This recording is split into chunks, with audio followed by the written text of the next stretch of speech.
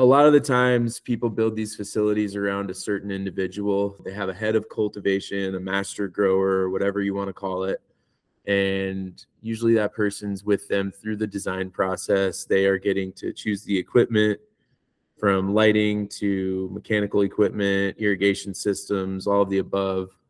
And they are the subject matter expert for how this grow should be built, whether that's good or bad, and I've seen some good and bad. I think all of us have. There's also budget constraints. You might walk into a building that's super low tech, but that's not necessarily the fault of the cultivator. That could just be that he was brought on with a very small budget and was asked to get this done, being considerate of every dollar spent and spend as little money as possible in order to become profitable. And then down the road, we can start upgrading systems, upgrading equipment, put in automated irrigation instead of hand watering, a building management system instead of simple thermostats and dehumidification controls. But I think there's like a fine line with designing a facility around one individual, because you never know when that individual gets a new job opportunity to advance their career and moves on. And now you're looking for a head of cultivation to come in and take over this operation that this person didn't design this building. This person doesn't know all of the reasons why certain things were designed the way they are and how the previous cultivator was maybe thinking about going about managing and operating the cultivation department. So I would say at this point, there's definite industry standards that need to be met. And I think especially with our clients, the more we go into more facilities, we're definitely noticing like the ways of the past are pretty much gone in a lot of senses. And the industry standard is definitely being considered when these buildings are being built. I think owners have a lot more experience going through heartache with building something the way one guy wanted it, that person not lasting, a new individual coming in to take over and asking to spend a lot of money and redo things and put more investment into the operation to fix all the mistakes from the previous cultivator. So I think just from a standpoint of deciding and interviewing and finding the right head cultivator, you kind of want somebody that's been through all of it, right? That's started in the early days, built their own grow or operated a grow that was super low tech, a lot of hands-on, a lot of manipulating of the systems in order to get the building to operate appropriately.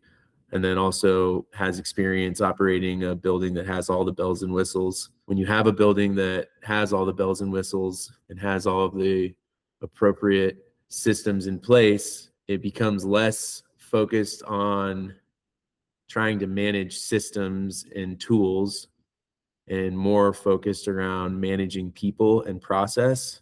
And the best cultivators that I've had the experience of sharing time with or talking to, there's one thing that stands out, and that's that they're leaders and they're willing to learn, and that they're always trying to stay on the cutting edge of understanding like new technology, new process, things that other cultivators are learning and doing and being successful with, and not just being stuck in one method or way of doing things. And then again, always just like being better at managing people than growing the plants themselves. You'll find the people that are just jazzed about the plant science and the cultural technique within the garden when it comes to the hands-on of handling the plants, and getting those people in the right positions to support the business is critical in order for the management team to be able to manage the business, manage the budget, manage performance, and really control the operation. I think one of the common mistakes people make when hiring lead cultivators is just focusing more around how much they know about weed versus how much they know about process and people management.